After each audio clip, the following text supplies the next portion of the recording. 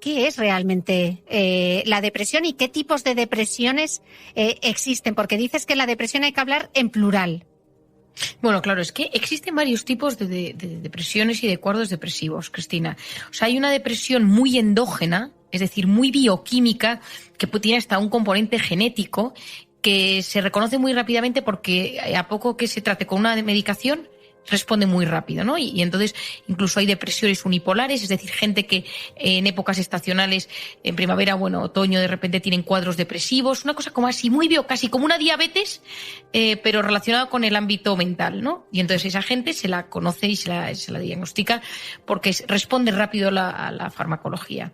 Existe otra parte que es lo que es la personalidad depresiva, que me parece súper interesante y que está muy poco trabajado. La personalidad depresiva es un tipo de rasgos de nuestra forma de ser que nos llevan a ponernos tristes con más facilidad que el resto. Entonces, ¿qué pasa? Que esto hoy en día parece que eres débil, que eres sensible, que tienes poca fuerza de voluntad.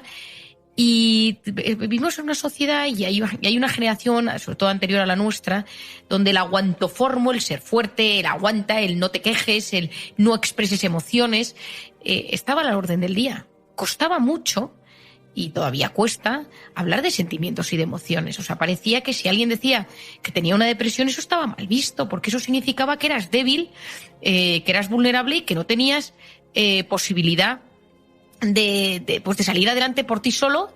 Y pues eso está mal visto, porque nadie quiere tener cerca a una persona débil, nadie quiere tener cerca una carga psicológica, nadie quiere tener una carga en su vida, y el sufrimiento nos acompaña a lo largo de la existencia. Entonces, ¿qué pasa? Que la depresión tiene varios componentes, cada vez se estudia más. Yo soy muy poco dada a explicar la depresión como una alteración monoaminérgica de la serotonina en los núcleos sinápticos. Perdona que te utilice este lenguaje y siento a los oyentes, pero cuando yo estudié la carrera, o sea, es una cosa súper triste, ¿no? O sea, que si la serotonina entre las neuronas, en los núcleos entre las neuronas, y que si es muy alta o muy baja. O sea, es muy pobre este razonamiento. Es cierto que los tratamientos enfocados a la depresión han ido siempre a esos núcleos y a la sinapsis entre las neuronas, que si la serotonina, la dopamina, la noradrenalina, pero eso es una teoría muy pobre, que existe, pero que yo, en mi opinión, no coge más que un tercio de la gente. El resto es otra cosa. Hay un tema de la neuroplasticidad cerebral, es decir, cómo las neuronas se van adaptando a los cambios, al estrés, y hay veces que la neurona sufre y entonces acaba como agotándose, y eso genera como una inflamación y una apatía y una tristeza. Hay un componente bioquímico de muchas más hormonas, de muchas más sustancias, y que esa inflamación de la que me gustaría hablar, Cristina, porque me parece muy interesante. Si nosotros vivimos estados de estrés mantenidos, reales o imaginarios, cuidar a mi pareja porque tiene un cáncer y estoy agotado, un trabajo estresante, los niños en una sociedad donde tener hijos es casi un deporte de riesgo porque tienes que llevarlos, traerlos, el colegio. Es decir, a veces no es fácil compaginar la vida personal y laboral, ¿no? Las mujeres que tienen más tendencia a la depresión. Hace poco me hacía una entrevista. Yo decía que yo daba unas conferencias preciosas de 3 horas sobre la conciliación en la mujer de la vida personal y laboral. Y ahora que estamos cerca del Día de la Mujer, esto es muy interesante. Tuve mi primer hijo y no he vuelto a dar una. O sea, tengo un PowerPoint maravilloso, lo he vuelto a dar, toda una farsa, o sea, es muy bonito, pero la realidad es que con hijos la conciliación es compleja. O sea, quiero decir, es verdad que la teoría es muy bonita, que las mujeres nos desarrollamos profesionalmente, y a mí me encanta mi trabajo. No tengo 4 niños y es malabares en todo, en general. Entonces, ese estado de estrés mantenido va generando un deterioro que puede ser tanto inflamatorio como cambios en la neuroplasticidad cerebral, pero centrémonos en esa inflamación. Esa inflamación va cambiando el organismo y va generando que algunos núcleos del cerebro pues se van modificando y se inflaman. De hecho, hay terapias para la depresión que surgen de antiinflamatorios. No el ibuprofeno de toda la vida, pero parecidos. O, por ejemplo, si yo soy muy fan del omega 3 por su efecto antiinflamatorio, Y sabemos hoy en día que muchos tratamientos médicos que le pones, que le añades omega 3, mejora a la persona. Yo, por ejemplo, en mujeres embarazadas que tienes que medir muy bien el riesgo-beneficio de los antidepresivos, pues a veces dando un poquito más de dosis de omega 3, mejoran esa inestabilidad emocional. Y la alimentación. Hay terapias de alimentación para la depresión. Y esto es maravilloso. O sea, solo esto, o sea, te da para replantearte toda la depresión, ¿no? Pero efectivamente... De hecho, explicas en el libro que uno de los principales problemas que tenéis en el diagnóstico y en el tratamiento de la depresión es la falta de marcadores exactos que te permitan afrontarla de una forma mucho más personalizada. Pero que sí existe una posible solución y que sería la de medir unos marcadores inflamatorios en sangre, ¿no? La proteína C reactiva, PCR, que suena ahora muy a COVID, pero que puede ser también una forma de llegar al diagnóstico, ¿no? Bueno, claro, porque si esa depresión viene, por ejemplo, de eso que estamos hablando inflamatorio, si tú pides algunos marcadores inflamatorios, el TNF-alfa, la PCR, pero la PCR no está, que es que ahora de repente se ha puesto de moda la PCR, pero la proteína C reactiva de toda la vida de Dios, pues esa PCR, midiendo esos marcadores, uno puede observar que de repente hay una alteración y que el organismo está un poquito inflamado. Y entonces eso nos lleva a poder decir, oye, pues vamos a ir a enfocarnos un poco a lo antiinflamatorio. Es verdad que todo esto es muy novedoso porque en psiquiatría cuesta mucho, o sea, tenemos los psiquiatras y los psicólogos y los psicoterapeutas, etcétera, ¿no? Pero tú tienes a alguien que viene a terapia y lo fácil es darle una pastilla. Lo difícil es entrar en por qué ha llegado a ese estado, ¿no? Entonces yo defiendo mucho en terapia, pero esto requiere pues también tener tiempo, no tener miedo a abrir, ¿no? Abrir el paciente, ¿no? Yo muchas veces a los pacientes les digo, es que voy a entrar en el cuarto de máquinas de tu vida para ir arreglando y sanando esas pequeñas heridas o esos estados de incertidumbre que se han ido generando y que hacen que ese clic, es como ese botón de la alerta, lo tienes activado en 5 situaciones distintas, que hacen que tu organismo se vaya agotando de vez en cuando.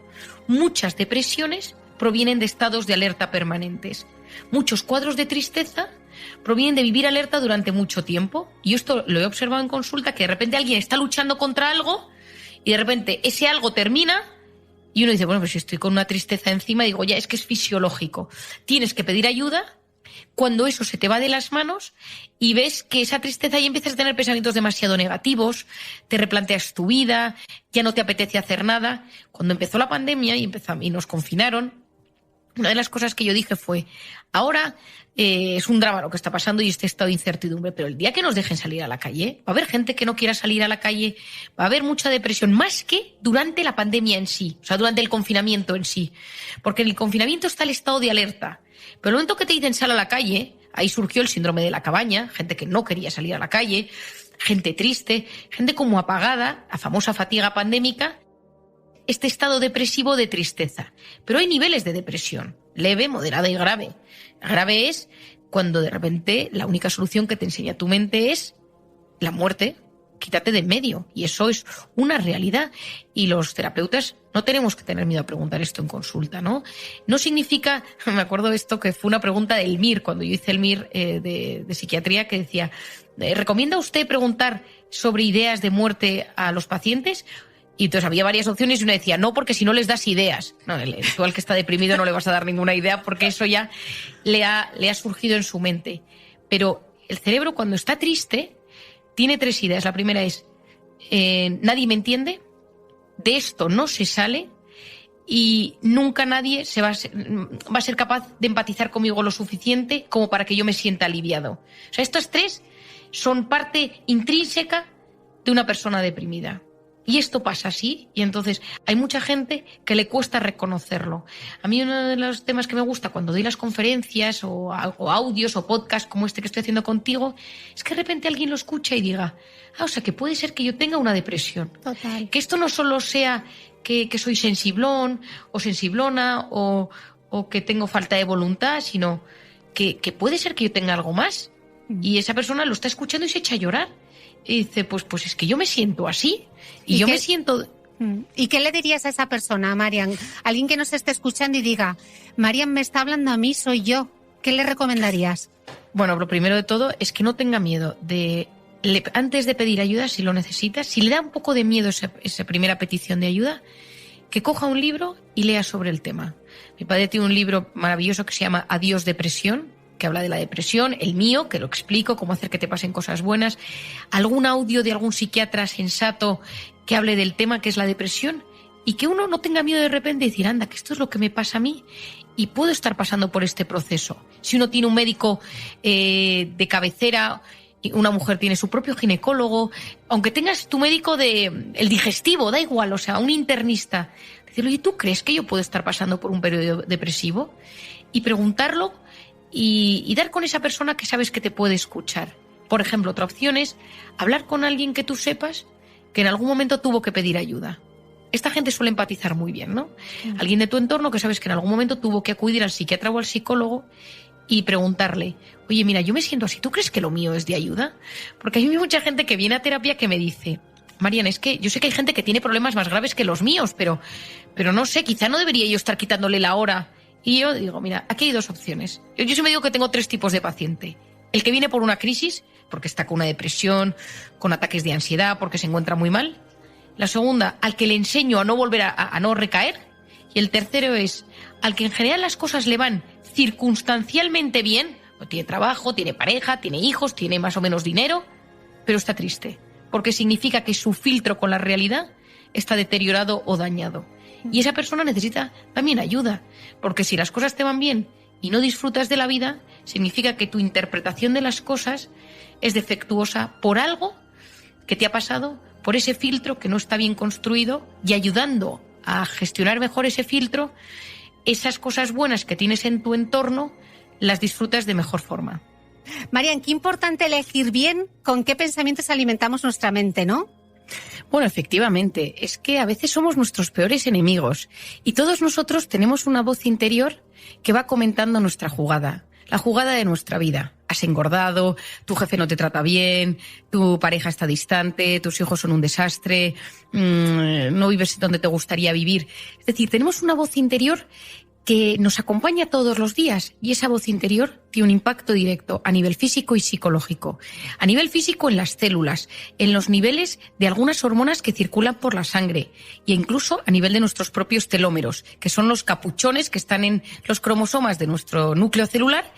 Y sabemos hoy en día que cómo pensamos y cómo nos tratamos va a influir en el físico, pero también en el psicológico, porque va a hacer que nuestro estado de ánimo esté totalmente influido por ello. Al final, Cristina, la felicidad depende de cómo interpretamos la realidad. Y esa interpretación de la realidad depende de muchos factores, pero uno de ellos va a ser de cómo nos tratamos a nosotros mismos. Si somos de esas personas que siempre pensamos que pues tenemos mala suerte en la vida, o nos sentimos culpables o víctimas de muchas cosas, o tenemos la autoestima o una falta de seguridad en nosotros mismos, vamos a interpretar todo de forma negativa. Por lo tanto, esa voz interior, esos pensamientos que nutren nuestra cabecita, nuestro sistema límbico, nuestra corteza prefrontal, nuestro núcleo cingulado, van a influir de forma positiva o muy negativa en nuestra salud física o psicológica. Pero lo más grave de todo, como apuntas en el libro, es que entre el 90% y, por no decir el 100% de las cosas que nos preocupan, nunca jamás suceden, ¿no? Pero el cuerpo y la mente lo viven como si eso fuera absolutamente real. Efectivamente, y hay una anécdota muy graciosa, Cristina. Cuando yo saqué mi libro al principio, una de las primeras entrevistas, recuerdo un periodista de un medio español que le dije esto: del 90% de las cosas que nos preocupan nunca suceden. Y me dijo, me preguntó, es que lo quiero poner de titular.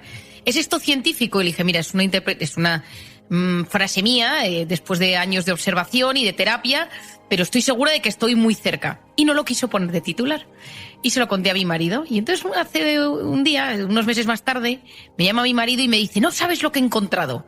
El 91,4% de las cosas que nos preocupan nunca jamás suceden. Lo ha publicado la revista Science de un estudio. Y entonces, oye, nos habíamos ido en 1,4 y me quedé muy tranquila. O sea que ya puedes decir, Cristina, con toda tranquilidad, que sí, efectivamente, el 90%, el 91,4% de las cosas que nos preocupan, nunca jamás suceden. Pero nuestro cuerpo y nuestra mente lo viven como si fuera real. Y esto es la gran clave. Yo creo que a nivel de la gestión emocional, yo creo que puede ser como el banderín de salida. Sabiendo que si tú haces una lista de 100 cosas, 91 nunca van a suceder, pero te tienen inquieto y te van perturbando y te van enfermando día tras día. Del papel del omega 3, pero en el libro hablas también de la vitamina D y que cada vez existen más estudios que asocian la depresión con bajos niveles de vitamina D. Ahora que se habla tanto de la vitamina D para todo, cuéntame, ¿esto es así también en el caso de la depresión?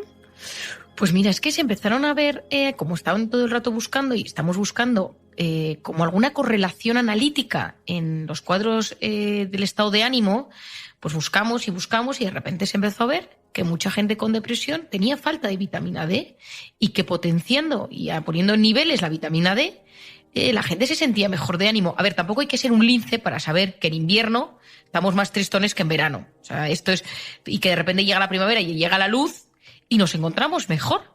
Y esto, la síntesis del sol en la glándula pineal y en nuestro organismo, cómo detecta y cómo se va modificando nuestro organismo cuando hay más luz, es básico, y los países que tienen menos luz tienen más tendencia a la depresión que los países que tienen menos tendencia.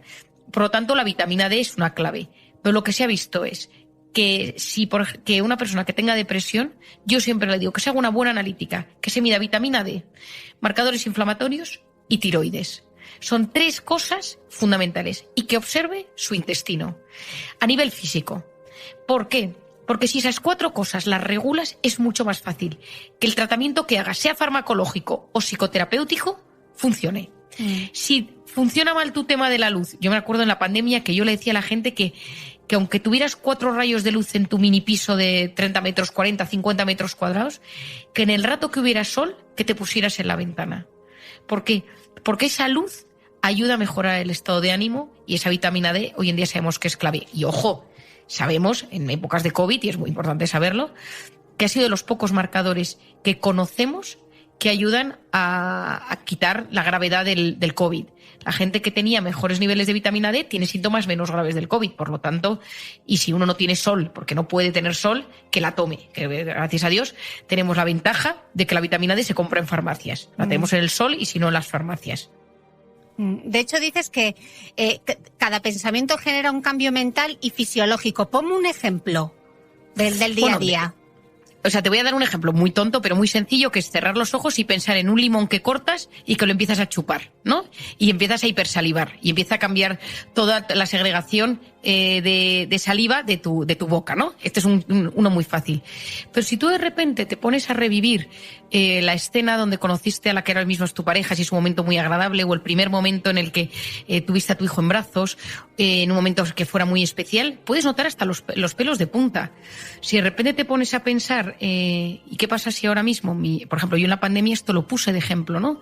Si mis padres están en una residencia de ancianos y no los voy a volver a ver nunca y se contagian y no me puedo despedir de ellos, y puedes ponerte a llorar. Y de repente puedes empezar a sentir que el corazón se te abruma, se te apachurra, y que tu cabeza no es capaz de razonar y pasar un día malo, solo porque has generado ese pensamiento por la mañana. Es decir, hoy en día sabemos que cuando nos imaginamos cosas, que sean reales o imaginarias, vamos induciendo un cambio fisiológico en nuestro organismo. Y esto, cuando uno es consciente de que esos pensamientos alteran bioquímicamente el cuerpo y la mente, las cosas cambian. Cristina, si quieres, incluso brevemente te explico lo del cortisol, que tú sabes que en el libro... Me encanta la explicación. Te lo iba a preguntar un poco más adelante, pero bueno, adelántanos el cortisol.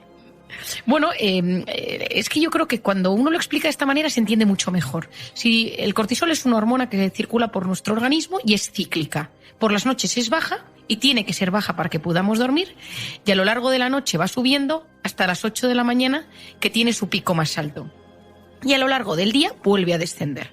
Y para que nuestro organismo funcione bien a nivel hormonal, fisiológico, incluso los riñones, la inflamación, tiene que ser así. Pero si uno va caminando por la calle y de repente se te acerca alguien por detrás y te dice deme la cartera y su móvil, automáticamente te sube la adrenalina y el cortisol. Primero la adrenalina y justo después el cortisol, que van a activar a tu cuerpo para que seas capaz de luchar o huir.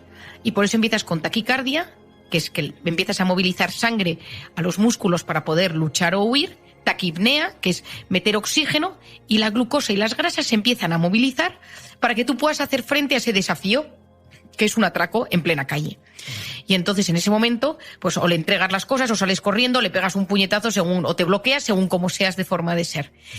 Y llegas a tu casa y se lo cuentas a tu marido, se lo cuentas a tu madre y le cuentas lo que te ha sucedido, pero todo el día estás alterado. Y ese pico de cortisol es necesario que sea así y va a generar, aparte de esas taquicardias y taquipnea, es que se te cierra el estómago. Porque uno cuando está en un momento de supervivencia se le olvida comer y entonces puedes tener un cuadro diarreico o un estreñimiento de retención. No piensas, la corteza prefrontal, de la que hablaremos luego, que es la que está en la parte delantera, que se encarga de la concentración, de la atención, se bloquea automáticamente, por lo tanto no razonas, simplemente estás en modo de supervivencia y entonces le das la cartera, le das el reloj y le das cosas que no te ha pedido, ¿no? ¿A cuánta gente te cuenta que viene? El otro día me lo decía una paciente que la atracaron un día por la calle y dice, me pidió la cartera y le regalé el móvil, el abrigo, la chaqueta y el reloj, se lo di todo y me fui corriendo, ¿no? Es decir, en ese momento no razonas y no piensas. Y ese pico de cortisol tarda varias horas en volver a su estado original. Pero si tú un día vuelves a ir por la calle, por esa misma calle donde te atracaron, y empiezas a caminar y dices, ay Dios mío, aquí fue donde me atracaron, y te pones en modo alerta por la posibilidad de que te vuelvan a atracar, se activa el cortisol. Y ese es el quid. Es decir, hay cosas en esta vida que han significado un trauma o que fueron un momento de alerta o que nos costó mucho gestionarlas, pero nuestro cerebro, cuando se acerca a algo similar, activa el modo alerta, aunque esa amenaza no esté presente. Yo en terapia esto lo trabajo muchísimo, Cristina, porque yo yo siempre le digo a mis pacientes, vamos a hacer un camino de superación. Y hacemos una lista de 5, 6, 7 cosas que queramos superar. Pues la relación con mi ex, los miedos, las fobias, el problema con la alimentación que tengo, pues la vulnerabilidad o la sensibilidad o mis problemas de concentración. Y una de las cosas que digo es, ¿cómo eres tú? ¿Por qué eres así? Comprenderte. Y la tercera, digo, hagamos una fase de aceptación y de perdón, perdonarse a uno mismo y perdonar a los que te hayan hecho daño. Y en ese momento de comprensión, les hago escribir en un papel hechos que a lo largo de su vida hayan podido desencadenar ese estado de alerta. Pues si, por ejemplo, yo hablo, si quieres luego lo podemos citar, pero si no te lo digo de forma breve, las personas. Hay gente que las famosas suegras, que son un concepto mitológico, que antes de ver a la suegra, durante el rato que estás con la suegra y posteriormente a estar con la suegra, hay cambios físicos y psicológicos en la mente. Yo tengo una suegra maravillosa, pero es cierto que he oído historias terroríficas sobre suegras. Y entonces, antes de ver a la suegra, tu cuerpo está de una manera durante el tiempo y posteriormente. Pero solo con pensarlo, sea el jefe, sea tu amante, tu pareja, tu hijo, tu yerno, tu cuerpo se va modificando. Y hay veces que son hechos reales y otras veces que son cosas que tú te estás maquinando en tu cabeza y que te hacen mucho daño. Y siguiendo con ese cortisol, claro, en un estado de alerta, ¡pum!, tienes un pico de cortisol. Lo malo es cuando vives en estado de alerta constante. Yo lo llamo en el libro la intoxicación de cortisol, es decir, la hormona que circula por tu sangre es el cortisol. Y eso lo que te hace es enfermarte. Es decir, una cosa es el momento de alerta y otra cosa es la cronificación de ese estado de amenaza real o imaginario. Y ahí entramos en los problemas físicos, migrañas, problemas de tiroides, colon irritable, vértigos, que se te duerman las manos, inflamación, importantísimo, problemas gastrointestinales. Y a nivel psicológico, problemas de sueño, irritabilidad, fallos de concentración, depresión. Y a nivel conductual, el aislamiento. Mucha gente, tras esos estados crónicos de estrés, tienden al aislamiento y que no quieren ver a nadie. María, justo has mencionado el tema del intestino y en el libro ahondas bastante sobre la microbiota y la relación con la depresión. Dices, de hecho, que claro, que entre el 90% de la serotonina del cuerpo se produce justamente en el intestino y que ahora se está prestando especial atención a la relación causa-efecto entre ciertos cambios bruscos en la flora bacteriana y alteraciones del estado de ánimo en la conducta de los pacientes.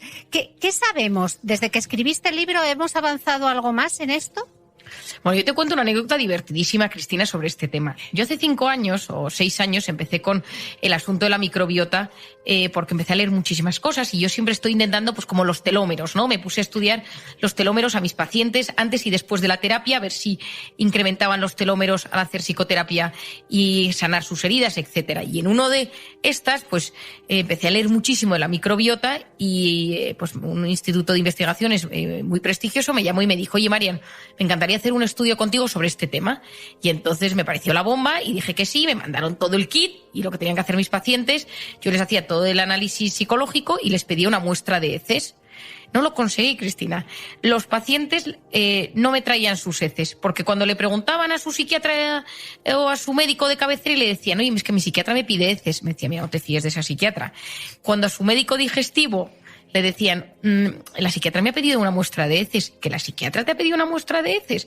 Entonces, solo conseguí una muestra de hez en 1 año y medio. No conseguí que nadie me los trajera porque a la gente le parecía rarísimo que yo me estuviera interesada pues en ese aspecto tan escatológico de su organismo. Y no había forma. Y entonces, con toda la pena de mi corazón, al cabo de 1 año llamé al estudio y les dije que no podía entregarles las muestras y que no podía participar en el estudio. Pero la frustración fue tal que lo empecé a investigar por mi cuenta. Hablé con una internista, un laboratorio, una empresa de probióticos y empecé a investigar y a leer sobre todo, ¿no? O sea, a leer todo lo que había escrito. Entonces, te lo explico, Cristina, como para que... A lo Barrio Sésamo. Sí, para Barrio Sésamo. No, encima a mí me acusa yo como cuando le explico a mi hijo de 5 años la inteligencia emocional, ¿no? Pero es verdad que es un tema, si lo explico bien, la gente, yo creo que, y los oyentes lo pueden entender muy bien. Todos tenemos una luz en el aparato intestinal y esa luz del aparato intestinal tiene las vellosidades intestinales, que son como unos pequeños salientes donde se absorben los nutrientes, y luego tienes la flora, que todos conocemos, que es la famosa microbiota, que es un conjunto de microorganismos buenos y malos que van a tener un impacto brutal en el organismo. Brutal. O sea, no un poquito, no. Brutal. Y luego está lo que uno va comiendo. Pegado al intestino hay 2 componentes fundamentales. Uno es el sistema nervioso, es decir, quien no ha tenido una cita romántica y minutos antes su tripa pues le ha jugado una mala pasada y se ha tenido que ir corriendo al baño o un examen. Y porque el intestino es el segundo cerebro, o sea, hay un impacto automático de cada emoción en el aparato intestinal. Y por otro lado hay pues vasos sanguíneos, porque lo que comemos se absorbe a través de esas vellosidades intestinales y pasa a la sangre. Lo bueno. Pero tú imagínate que vives en un estado de estrés mantenido. Hemos hablado que si tú vas por la calle y te atracan y te ibas a comer con una amiga, ya no comes, porque tienes el estómago cerrado y no te apetece comer, porque eso ya tiene un impacto directo. La motilidad intestinal se modifica en un estado de estrés mantenido. Los intestinos ya no se mueven igual. El cortisol segregado de forma constante modifica los microorganismos de la luz intestinal. Entonces tú comes algo, está llegando la comida, con las enzimas se van cambiando esos nutrientes y llegan esos famosos microorganismos que van a ayudar a digerir de forma sana. Unas cosas se van a las heces y otras entran dentro de la sangre. Pero como se han modificado esos microorganismos, de repente pues empieza a haber fermentación. ¿Qué pasa cuando tenemos bacterias buenas, malas, virus buenos, malos? Se forma esa fermentación que no dejan de ser gases. Y empieza esa famosa hinchazón abdominal o esos temidos gases. Y de repente tienes la tripa, toda persona que ha sufrido estrés lo sabe, que de repente tiene la tripa llena de gases. ¿Qué pasa? Que entre esa fermentación, esas lesiones que se van produciendo en las vellosidades, unas pequeñas ulceritas, asociado a ese estrés crónico inflamatorio, puedes pasar a una colitis, el colon inflamado, ulcerosa. Pero ¿qué pasa? Que por esas heridas que se van generando en la permeabilidad intestinal, en esa barrera que te separa con el vaso, van a empezar a entrar cosas en la sangre que no deberían entrar. Cosas que deberían salir por las heces que van al aparato circulatorio. Y hoy en día sabemos que eso está en la base de muchas enfermedades inflamatorias, autoinmunes, degenerativas. Es decir, estados de estrés mantenidos modifican nuestro aparato intestinal. Si yo tomo un antidepresivo, porque el 90%, como tú bien has dicho, de la serotonina que se sintetiza en el cuerpo se absorbe a través del intestino. Si mi intestino no está funcionando bien, no está llegando la serotonina de forma adecuada a mi cerebro.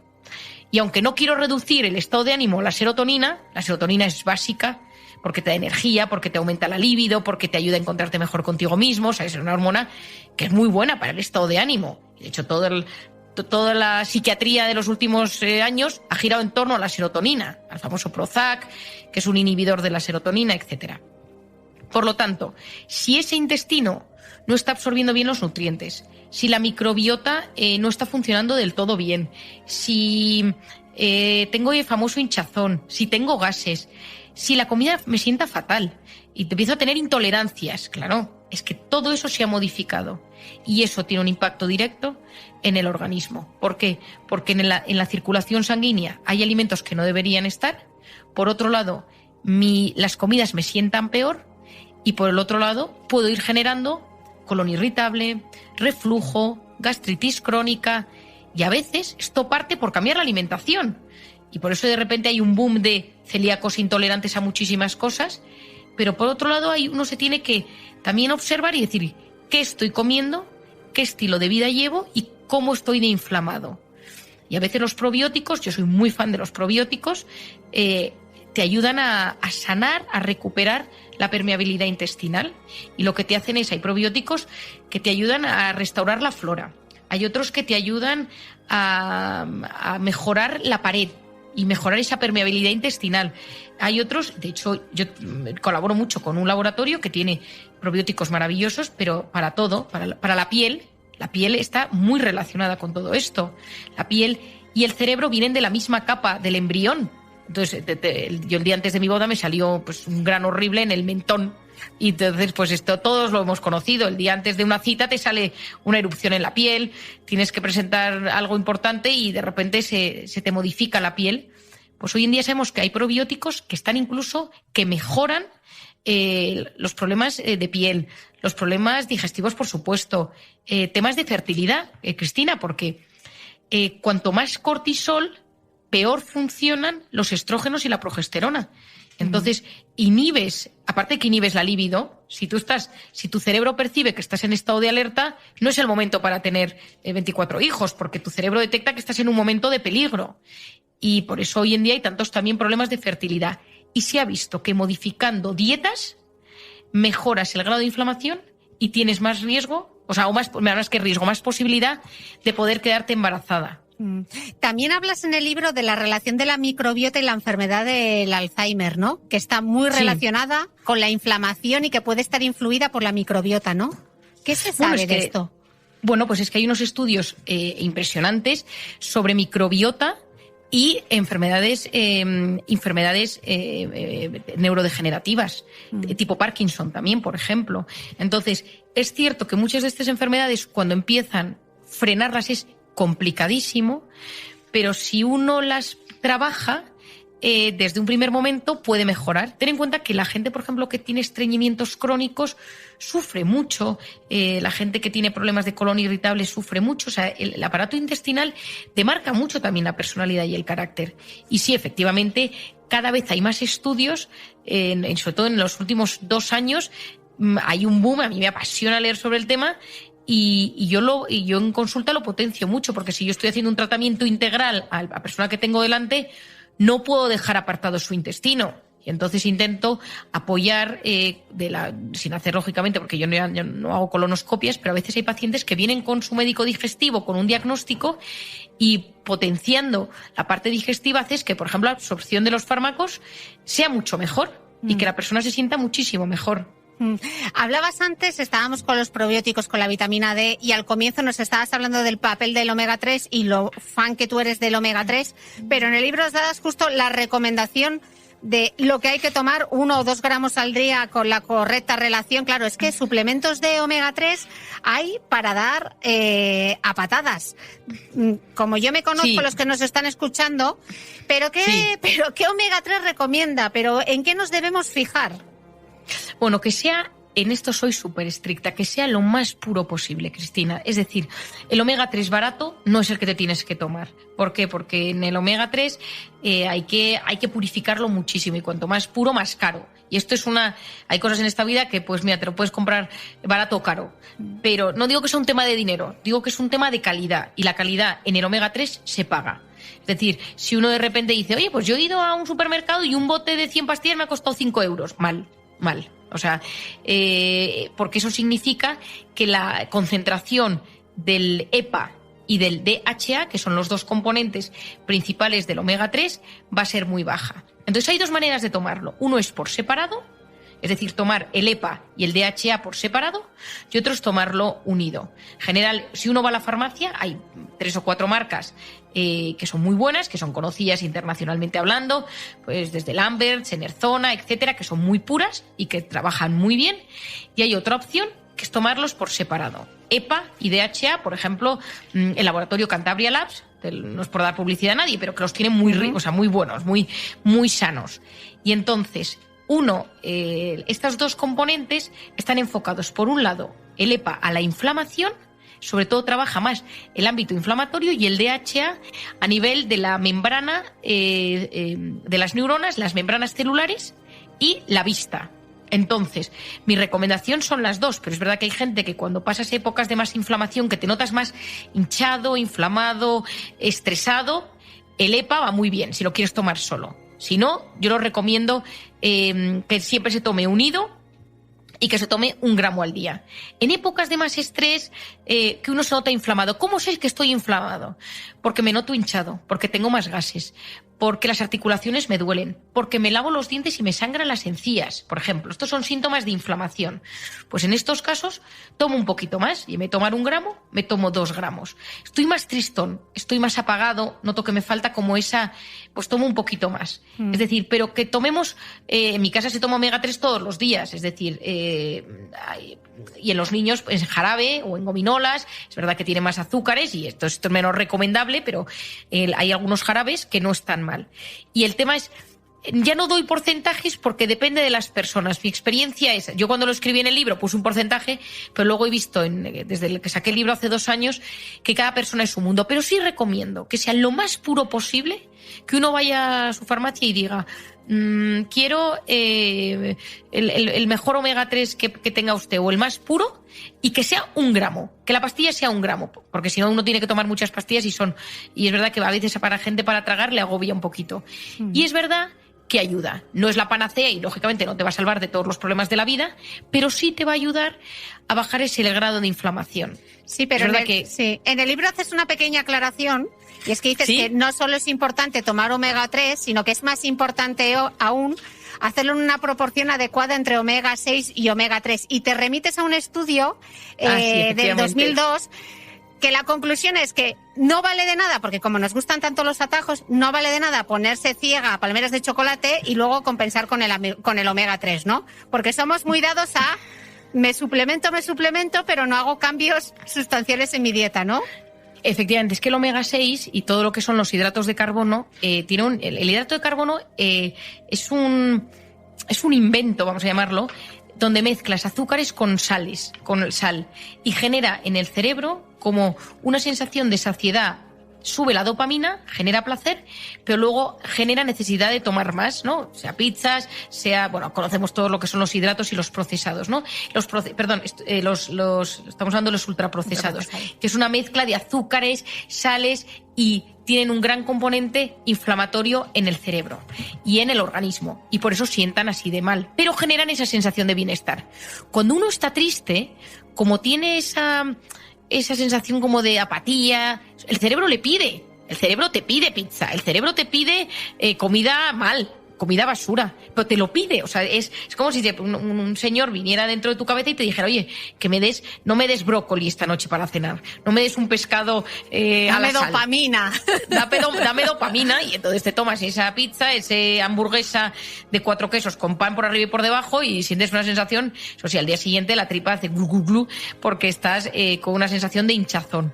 ¿Por qué? Porque cuando uno está triste, está angustiado, está estresado, se siente vacío, se siente triste, como que siente un gran vacío existencial. O sea, los grandes vacíos existenciales se intentan llenar con ultraprocesados. O sea, esto es un clásico que se observa todos los días. Si algún oyente me está escuchando, que observe, ¿no? O sea, es verdad que fútbol no va con brócoli, porque no va con brócoli, va con ultraprocesado, pero hay momentos en la vida en la que uno se da cuenta que, mira, lo necesito porque no puedo más, porque he tenido un día muy malo y me lo merezco. O sea, es como, y me lo merezco. Y eso me inflama. Entonces, lógicamente, el omega 3 ayuda, como ayuda a la buena alimentación, pero muchas veces hay épocas en las que uno se tiene que poner serio y decir, durante 15 días me voy a poner a dieta antiinflamatoria. La CRI, que es la comida rápida inflamatoria, que son estos procesados, ayudan a que esté más inflamado y más apático. Y ser capaz de repente decir, oye, me voy a cuidar un poquito más y voy a hacer 15 días de dieta antiinflamatoria, ¿no? Y entonces uno dice, pues mira, voy a tomar pues, las famosas nueces, más fruta, más legumbres, el chocolate. Mira, yo soy una loca del chocolate. O sea, no creo que exista poca gente en el mundo que le guste más el chocolate que a mí. A mí. Y así, bueno, pues es que no, o sea, podríamos hacer un podcast del chocolate. O sea, es que es una cosa que no lo puedo resistir. Y en los embarazos no me dejan tomar chocolate. Y entonces, porque tengo los picos, no llego a tener diabetes, pero tengo temas de azúcar. Y entonces, o sea, no sabes lo que es el sufrimiento vital o sea, cuando doy a luz, o sea, llegan tarras y tarrones de chocolates para que me pueda comer. Pero en uno de ellos el médico me dijo, bueno, puedes tomar chocolate negro. Y entonces, claro, los que nos gusta el chocolate, pues el negro, pues no. Y empecé con chocolate negro y tal, y ya estoy en el 80%, ¿no? Y entonces lo he conseguido con el 80%, súper orgullosa. Yo solo negro. Y yo ahora ya estoy, yo siempre tengo en mi segundo cajón chocolate negro, en mi mesita de noche chocolate negro, pero es cierto que el chocolate negro, por ejemplo, tiene efectos saludables. Es como el café en dosis pequeñitas. Se ha visto que el café en dosis pequeñitas o el vino tinto, cuidado, pero el vino tinto, una copa, la de famosa dieta mediterránea, pues son componentes que ayudan a bajar inflamación. Entonces, bueno, es verdad que uno tiene que aprender cuáles son sus antojos, qué es lo que necesita, pero recomiendo de vez en cuando hacer dietas un poco detox, un poco sanotas, ¿no? Y quitar eso y entender en qué momento del día, que suele ser la noche, de repente pues atracó yo tengo un paciente que tiene puesto un candado en la nevera y pone la llave en un sitio que yo no sabía que existía hasta que él me lo ha contado, que es como una caja que tiene un cronómetro y hasta las 8 de la mañana no lo puede sacar. Abrir. No lo puede abrir. Y entonces, prepara su cena y mete la llave. Ese paciente se conoce bien y entonces ya se pone trampas para no hacerlo. Se pone trampas para no hacerlo, efectivamente, porque él cuando vino le dije, oye, hay que buscar una manera de que no atraques la nevera. Y es súper creativo y vio este chisme que sirve para los teléfonos en las familias, ojo, para que las familias no estén con el móvil en la cena, lo meten todos allí, por la mañana a las 7 de la mañana todo el mundo recupera, pero que no se puede abrir, o sea, que es casi que una armadura. Bueno, pues él mete su llave de la nevera ahí dentro hasta el día siguiente a las 7 de la mañana y así sabes que lo único que ha dejado fuera pues es verduras, edamames y nueces. Nada que le apetezca en ese momento. Maren, estábamos hablando antes del cortisol y hay otra hormona de la que hablas en el libro muy interesante que es la oxitocina, que está además asociada a dos cosas súper importantes de la vida emocional, ¿no? La confianza y la empatía. Háblanos de la oxitocina. Ay, es que soy tan fan, Cristina, de la oxitocina. No me puede gustar más hablar de la oxitocina. Bueno, la oxitocina es una hormona maravillosa porque es la hormona, o sea, cuando yo estudié la carrera, la oxitocina era la hormona del parto y de la lactancia. Y entonces era lo que yo estudié. Pero de repente, y te cuento esta anécdota porque es muy, muy curiosa, un día acababa de dar a luz a mi tercer hijo y fui hacía 2 meses y presentaban un nuevo fármaco en Madrid y yo le estaba dando el pecho a mi hijo y me acuerdo perfectamente que salí corriendo con el coche, aparqué en el centro de Madrid en un parking de estos en la planta -3, enano, dejé el coche, escuché la presentación del fármaco, no me quedé al cóctel y volví porque me tocaba volver a darle comer al peque. Y al llegar al parking, de repente había 3 tipos con súper mala pinta. Uno de ellos empezó a pedirme el bolso, el dinero. Yo me empecé a angustiar y yo, que me conozco, me dice, se me está subiendo el cortisol, el secuestro de la amígdala, no puedo razonar. O sea, todo, yo lo iba viendo, pero unas taquicardias me subí al coche y como si yo fuera alguien, arranqué el coche, empecé a subir como si yo fuera Fittipaldi. O sea, salí corriendo, pagué el parking. Tenía 2 tíos, había un tío en moto, bueno, una cosa que luego yo también creo que ¿sabes? Que estas cosas que uno las percibe, bueno, estado de amenaza total, pico de cortisol, llamé a mi marido y me dijo, vente corriendo para casa, iba todo el coche intentando respirar, bajar el nivel de cortisol, pero lo más divertido era como yo me analizaba. Esto te lo cuento porque llegué a casa y estaba mi marido en la puerta esperándome como en el bebé en brazos porque estaba llorando porque quería comer y yo no podía respirar de la angustia de lo que me había pasado y me senté a darle de comer.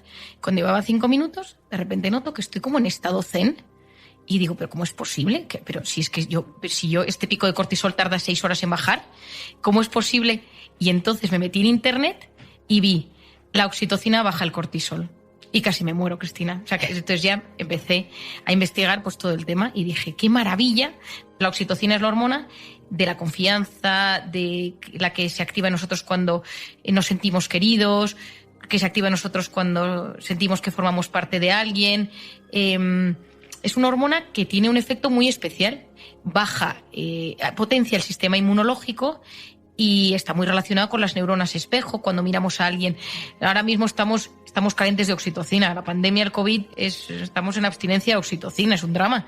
Porque la oxitocina es la de los abrazos, la de ver sonreír a alguien, la de estar en un sitio con gente y compartir ese rato pasándolo bien en plan, pues en un concierto, en un partido de fútbol, en algo que te sientes parte de un grupo y disfrutas con gente.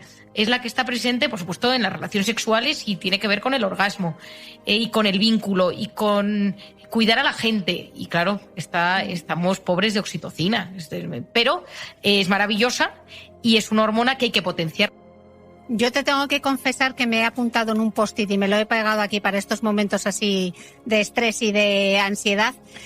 Para recordármelo todo el tiempo, y se lo recomiendo a los escuchantes de este podcast, la conclusión es que sin cerebro no hay emoción, la mente es responsable de fabricar la emoción. Cuando estoy con esa cosa ahí dándole al centrifugado mental, recuerdo esa frase de tu libro, porque es mi cabeza quien me está creando esta situación y esta emoción que estoy sintiendo ahora mismo. De hecho, Marian, dices en el libro, la mente manda, la mente ordena, la mente controla, la mente es una capulla. Se ha convertido en una tirana. Bueno, es que efectivamente, de hecho, el segundo libro que estoy escribiendo ahora trata un poco de dónde viene esa voz interior. Es decir, en el primero un poco lo explico relacionado con formas de ser, con el cortisol, y en el segundo yo voy más a dónde viene esa voz interior. O sea, porque claro, la psicoterapia que yo hago en consulta lo que hace es desmembrar esa voz interior que nos machaca, porque todos la tenemos. O sea, no conozco a nadie, por muy bien que le vaya, bueno, los narcisistas tienen una voz interior que les están aplaudiendo todos los días diciéndoles que son maravillosos, pero esos no vienen a consulta porque los que necesitan terapia son los psiquiatras, no son ellos mismos. Pero todos nosotros tenemos como esa voz interior y ese cerebro y esa mente que nos hace mucho daño y que nos perjudica profundamente. Y por eso no somos nuestros peores enemigos. Y efectivamente, nuestra mente, si no la tenemos bien gestionada, nos hace muchísimo daño. Y por eso creo que no hay nadie que esté libre de no tener que trabajar esto. Y esto puede venir de tu infancia, de cómo te hablaban tus padres, de cómo te sentías querido en el colegio, de qué lugar estabas entre tus hermanos y cómo era la relación con ellos. Porque allí nacemos casi como un libro en blanco en muchos aspectos y se van formando nuestra voz interior, nuestra manera de querer, nuestra manera de vincularnos. Y eso depende de una serie de factores que van surgiendo a lo largo de la infancia y de la juventud. Cuando esos ladrillos vienen un poco deteriorados, en la edad adulta, con factores de estrés, en una sociedad hiperestimulada donde los valores están cada vez más en desuso, uno se va rompiendo. Y entonces uno tiene una sensación de que la cabeza le exige, le pide, y lo que te da paz es el control. Entonces parece ser que donde únicamente te sientes en paz es cuando lo controlas todo. ¿Qué es lo que ha pasado en los últimos 10 años? Que el ser humano en los últimos 10 años se ha quitado de valores, se ha quitado de creencias y ha dicho yo puedo, hasta que ha llegado el COVID. Y el COVID te ha dicho, ¿has visto? ¿Te pensabas que lo controlabas todo? Pues ahora no controlas nada. Y el nivel de angustia es brutal. El nivel de angustia es brutal. O sea, el nivel de angustia es terrible porque nos han convencido en estos últimos años que lo podíamos todo con el control. Y lo que ha demostrado el COVID es que somos los tíos más listos y no somos tan listos, somos pioneros en todo y no somos pioneros en nada, y que de repente una cosa microscópica que solo se ve pues literalmente al microscopio ha puesto la vida en jaque. Y entonces yo siempre repetía al principio de la pandemia, Cristina, una frase que era: si no puedes salir fuera, métete dentro. Entonces, ya que no podemos salir a la calle, ya que no podemos ver a la gente, métete dentro y aprovecha para interiorizar, para profundizar, para trabajar tu interior. Y creo que es un momento terrible, para mí es históricamente terrible, me parece que es lo más duro que hemos vivido muchos, hay gente más mayor que lógicamente ha vivido, pero la situación a nivel sociológico que todo esto está generando es terrible. Y Marian, ¿qué importancia tiene la carga genética en la configuración de la mente y en el carácter de las personas? ¿Es determinante o no tanto? No tanto. Claro que no. Antes se pensaba que sí. O sea, antes se pensaba que la genética lo era todo. Y hay una parte que es el temperamento y la otra es el carácter. Uno se hereda y el otro se adquiere. Pero también hay un trocito que son las circunstancias y la actitud. La actitud es cómo yo me ubico con respecto a las cosas que me suceden. La actitud es esa voz interior que va comentando lo que me va sucediendo y me pone en un lugar o me pone en otro. Hay una parte importante que es lo que heredamos, ¿no? Mi padre era sensible, mi madre era impulsiva. El otro día en el colegio me dicen, el tutor de mi hijo me dice, es que tu hijo no calla. Es que yo no callaba en clase. Entonces, claro, no me sorprende, es genético. Mi hijo habla con el de delante, con el de atrás y con el de los lados, ¿no? Bueno, pues ha salido a su madre, que no calla tampoco. Es una parte genética. Y eso nos predispone a algunas cosas. Pero hay otras que se van adquiriendo. Y sobre todo hay cosas que se pueden trabajar. Pero a mí me parece que en un mundo como el de ahora, donde la conciencia de uno mismo está tan avanzada, es fenomenal conocer y decir, vale, esto lo he heredado. Esto viene por un trauma. Esto viene porque lo he aprendido, porque me gustaba tanto esto de la forma de ser de algunas personas, vidas ejemplares o modelos de identidad que he conocido a lo largo de mi vida, que lo he insertado en mi vida como pauta. Y cuando uno se va conociendo, se va dando cuenta que somos un conglomerado de varios factores. Pero es muy triste y muy limitante pensar que venimos porque mis padres eran así y esto de soy así. Pero, efectivamente, por ejemplo, el tema depresivo es muy hereditario. El tema cuando hay una enfermedad, por ejemplo, física, por supuesto, pero psicológica, sea un trastorno bipolar o temas, por ejemplo, de adicciones, el tema del alcoholismo, por ejemplo, sabemos hoy en día que hay una parte genética muy importante y por eso es bueno que uno tenga conciencia. Y yo a la gente que tiene carga genética de enfermedad mental le hago que cuide más sus factores de estrés, el sueño, las drogas, la alimentación, etcétera, porque si no corre más riesgo de que esa enfermedad o que ese trastorno se active en su interior. Marian, escribes en el libro que los que os dedicáis al mundo de las emociones y del comportamiento, sabéis que este universo de la pantalla, que encima ahora nos pasamos la vida en Zoom y en conferencias y nos faltan los abrazos y nos falta la oxitocina, esto está afectando profundamente a la manera en la que nos relacionamos, a cómo procesamos la información y que eso tiene que ver con toda la memoria, la concentración, el tema de la multitarea que qué daño nos hace, a la educación y a la motivación y por tanto a la larga también a nuestra propia felicidad. De todo esto, ¿qué es lo que más te preocupa? Muchísimo, Cristina, muchísimo, porque hay cosas hay hábitos de los que nos ha introducido el COVID que van a acabar quedándose implantados y que están cambiando nuestro procesamiento de la información, de las emociones, de las relaciones personales, de cómo expresamos afecto. Ya estaba preocupada antes del COVID, ahora ya ni te cuento, pero yo creo que hay varias cosas. La primera es que gracias a Dios que te hemos tenido la pantalla en el confinamiento. O sea, partiendo de esta primera premisa, porque si no yo no sé esto que habría pasado, ¿no?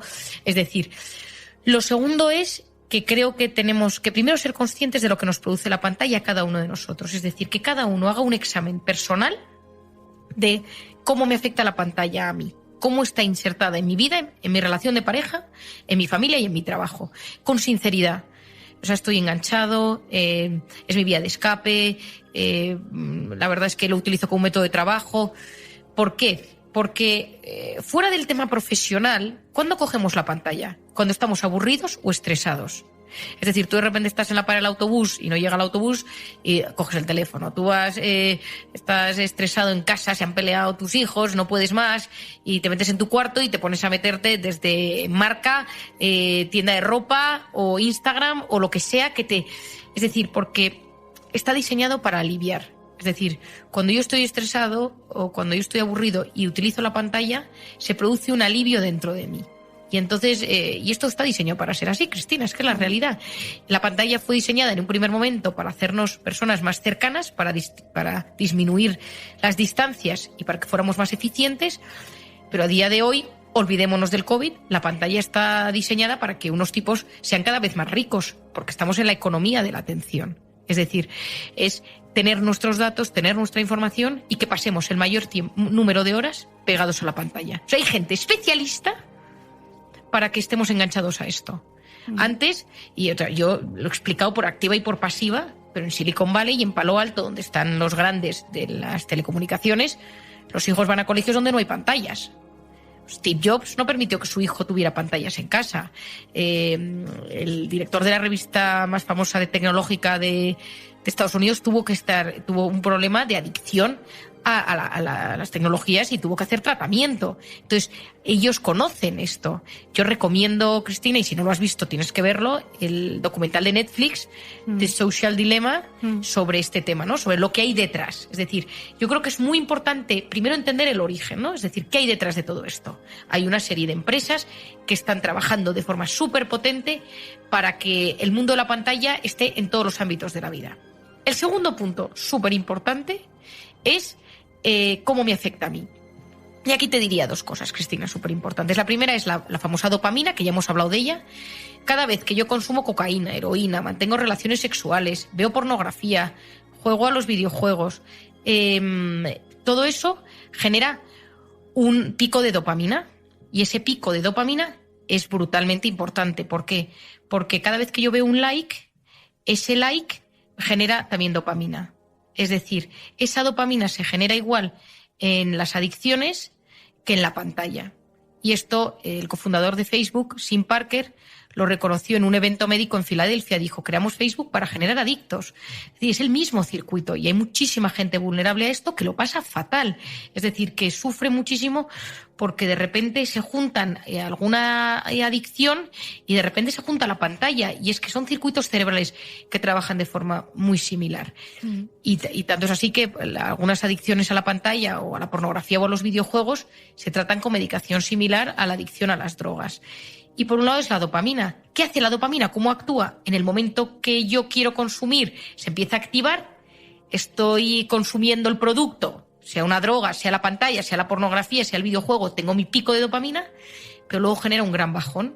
Y eso genera tristeza y puede generar cuadros depresivos muy severos que generan una enorme tristeza. O sea, es decir, yo estoy harta de ver gente, digo harta como expresión, estoy ya muy acostumbrada a ver gente que esa adicción a la pantalla, este estado de tristeza, está muy relacionado con un mal uso de la pantalla. Y por el otro lado viene el otro tema fundamental que hemos hablado al principio, que es mi famosa corteza prefrontal. Te iba a preguntar por ello ahora mismo, y la atención, que nos la contaste, la atención. Y volvemos a explicarlo como decíamos tú de Barrio Sésamo, ¿no? Sí, sí. Cuando un bebé nace, tiene su cerebro muy inmaduro y la corteza prefrontal, que es esa famosa zona de delante, es lo último que madura en el ser humano. Madura antes en las mujeres que en los hombres. Esto es muy importante. Por eso las mujeres son más maduras a los 15 años. Una niña, o sea, parece una señorita y ya te habla de todo, y el chico pues no ha madurado todavía, tarda más, pero es un tema completamente neurológico, ¿eh? O sea, que decir, no hablo de un tema de distinción, sino que es la realidad. Cuando uno investiga el cerebro del hombre y la mujer, se da cuenta que no tenemos nada que ver. Y hay cambios distintos y que evolucionan en formas diferentes, tienen tiempos distintos en la evolución. Bueno, pues la corteza prefrontal es lo último que madura, que es la zona de delante, y se encarga de la atención, de la concentración, de la resolución de problemas y del control de los impulsos. Entonces, cuando un bebé nace, su corteza prefrontal es completamente inmadura y se estimula ¿a qué presta atención la corteza prefrontal de un bebé? A tres cosas: luz, sonido y movimiento. Entonces tú tienes un bebé y de repente está en su hamaquita, pasa el padre y de repente le mira, o de repente se enciende la tele y mira, o de repente oye una música y mira, se activa, porque se ha activado su corteza prefrontal. ¿Pero qué quieres tú de tu bebé? Que a medida que se va haciendo mayor, sea capaz también de prestar atención, es decir, de activar su corteza prefrontal ante objetos inmóviles, la profesora que le habla, la salita de espera del médico, leer un libro de forma tranquila, observar y disfrutar de una puesta de sol. Es decir, que no solo preste atención a luz, sonido y movimiento, sino que también preste atención a otras cosas de la vida, pues que es la calma de la vida, la que nos permite disfrutar con lo intrínseco, con la esencia, con la belleza de las cosas buenas. Si tú a un bebé, a un niño pequeño, le plantas una pantalla, ¿qué le estás dando? Luz, sonido y movimiento. Y el cerebro funciona con un mecanismo que se denomina use it or lose it, que significa o lo usas o lo pierdes. Si cualquiera de los que nos esté escuchando, Cristina, y seguro que te ha pasado, si usas Wikipedia para todo, llega un día que no te acuerdas de nada, no te acuerdas de las cosas más básicas, no te acuerdas y lo tienes que buscar. O sea, todo lo tienes que buscar porque tu hipocampo, que es el centro de recuerdos, lo vas atrofiando. si tú usas Google Maps o Waze para todo, pues llega un momento que no te sabes orientar ni en tu calle. Bueno, pues con la corteza prefrontal pasa lo mismo. Si solo eres capaz de activarla con un objeto externo, cuando tú necesitas prestar atención a algo que tú desees prestar atención, no puedes y te distraes y te dispersas. Y el famoso TDAH, el ADD, es el trastorno por déficit de atención e hiperactividad. Es decir, es el trastorno de la corteza prefrontal y no circula bien. Claro, y al final esto es la explicación biológica de que nos encontremos ante una generación completamente insatisfecha, ¿no? Porque se mueve por sensaciones, ¿no? Claro, nos hemos convertido, como dice José Luis Ruiz en su libro maravilloso, en drogodependientes emocionales. Somos adictos a emociones, a experiencias vibrantes, a sentir, y entonces cuesta mucho razonar. O sea, si tú te fijas muchas veces en los titulares de los periódicos, en las noticias, en todo es como sensacionalista. ¿Por qué? Porque nos movemos por emociones. Y cada vez nos cuesta más profundizar. Y uno de los temas que a mí más me preocupa, que me preguntabas, es enseñar a la juventud, y no tan juventud hoy en día, a filtrar de todo lo que llega qué es la verdad. O sea, nos atiborran a fake news, a noticias que es imposible filtrar de todo lo que llega qué es lo correcto. O sea, todo nos llega por WhatsApp constantemente, miles y miles de noticias de todo tipo. A mí otro día me llegó una noticia del Congreso en Dinamarca, que me metí en internet para ver si era verdad o era mentira, porque me pareció tan fuerte, y luego vi en una noticia que era fake, pero ponía de esto que pone en WhatsApp reenviado muchas veces. Y digo, ¿cuánta gente se habrá creído esto, no? Y entonces es que hace muchísimo daño Y las consecuencias de todo esto es súper grave, como apuntas en el libro, porque al final dices, ¿no?, que el éxito en la vida pues lo logran esas personas que son capaces de concentrarse, y si tenemos esa corteza prefrontal tan sumamente sobreestimulada, son esas personas que a partir de ser capaces de concentrarse y enfocarse, saben qué es realmente lo que quieren, ¿no? Y así son capaces de perseverar, ¿no? Qué complicado.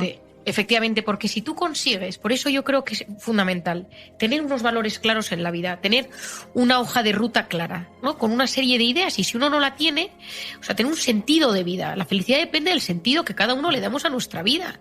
Y si no tienes, tu vida no tiene sentido, acabas sustituyendo los sentidos, el sentido de la vida, por sensaciones, pues pantallas, redes sociales, pornografía, videojuegos, etcétera. O sea, es decir, porque tu vida carece de sentido, y ese sentido a veces requiere buscar un plano más trascendental de las cosas, hacerte preguntas que a veces dan un poco de vértigo: la vida, la muerte, el sufrimiento, el dolor, el amor, la pareja, el egoísmo. Es decir, y eso requiere pensar, pararse, leer cosas que nos sacan de nuestra zona de confort, porque si no, es nuestra corteza prefrontal y nuestra dopamina digiriendo constantemente pues productos que no nos llenan, que nos generan esa sensación de gratificación instantánea, pero que a la larga te generan un gran vacío. Y ese gran vacío, a mí lo que me preocupa es que cuando llega el momento de tomar decisiones importantes, no sabes a qué atenerte, no sabes a dónde agarrarte, porque no hay pilares sólidos. Y si los pilares que teníamos, hoy en día parece que todo es relativo. O sea, parece que nada es consistente, todo depende del sentimiento y de la emoción del quien lo vive. O sea, parece que ya no haya nada que sea bueno o malo, sino que todo depende de cómo se dice, de quién lo dice, y todo se lleva al extremo. Y eso nos genera muchísima tristeza, Cristina. O sea, esto genera un gran vacío existencial.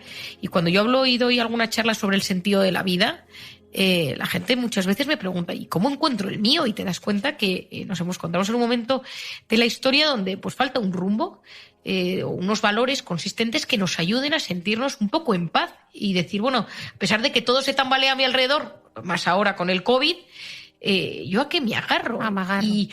Y si solo me agarro a la pantalla, que es lo que está sucediendo porque se ha convertido en la vía de escape de la gran parte de la población mundial, pues la sensación momentánea es de gratificación y posteriores de gran vacío, y ya no filtro, da igual. O sea, es consumo incesante de noticias sin contenido, desde TikTok, Instagram, vídeos, compras, y simplemente para satisfacer esa gratificación instantánea, consumo constante de noticias, de vídeos, que me hacen, que me impiden pensar, porque es como que adormezco mi capacidad de profundizar sobre la vida. Y claro, lo que queremos, Cristina, es que la gente piense.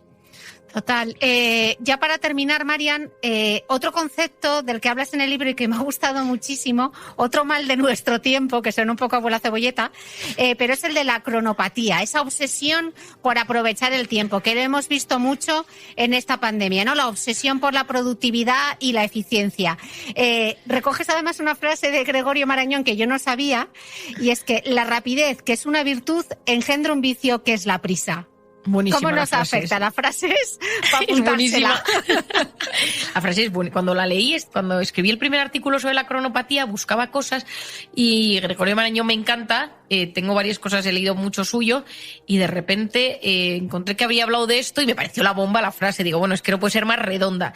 Pero efectivamente yo recuerdo cuando empezó la pandemia que había unos horarios de 8 a 9 me meto en el Louvre online, luego hago una hora de cocina, luego una hora de pilates, luego hago una hora de clase de tai chi, todo esto desde casa y unos horarios, o sea, como régimen militar, y yo decía, bueno, que es que esto no es sostenible. De hecho, la gente empezó muy ordenada y luego la gente, o sea, no se quitaba el pijama durante el día, ¿no? Bueno, la cronopatía es la enfermedad del tiempo. La gente que no sabe o no conoce a nadie con cronopatía, esto me ha pasado ya, Cristina, que llevo hablando de esto mucho tiempo, me dice, ¿pero hay gente así de verdad? No me lo creo.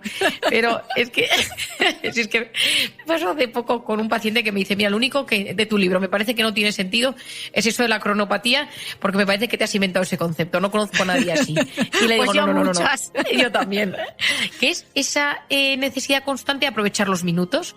Entonces, yo cuento un caso en el libro, de hecho muy divertido, de unas hijas que trajeron a su padre, que los tenía por minutos, y entonces vinieron a hablarme las tres primero de su padre. Una tenía 25, 23 y 19 y vivían las tres con el padre en casa. La madre no vivía y el padre las levantaba los fines de semana a las 8, se iban a hacer deporte, volvían hoy al Museo del Prado, comemos con la tía no sé quién. O sea, no había un minuto de descanso y entonces las hijas no podían más. Y entonces me trajeron al padre. Y entonces el padre vino, le tomamos los datos y esperó en la salita de espera 10 minutos entre que yo recababa los datos y de repente me bajó y me dijo, ¿usted sabe que yo en 10 minutos lo que yo puedo hacer en mi trabajo? Y aquí en la salita de espera había otra persona. Bueno, me echó una bronca. Y yo ya lo sabía porque las ciegas me habían puesto en aviso, ¿no?